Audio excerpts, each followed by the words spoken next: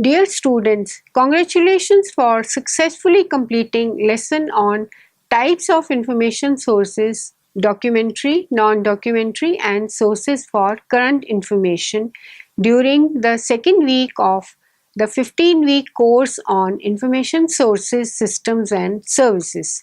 During this week, you were introduced to three categories of information sources, namely documentary sources, non-documentary sources, and thirdly, current sources of information or current information sources. All recorded sources are documentary sources and all non-recording sources are non-documentary sources of information. Based on the information content and organizational level, a documentary source may be primary, secondary, or tertiary. We have tried to define what a primary source is, what a secondary source is, and what a tertiary source of information is. Information sources are significant for information organizations and information users.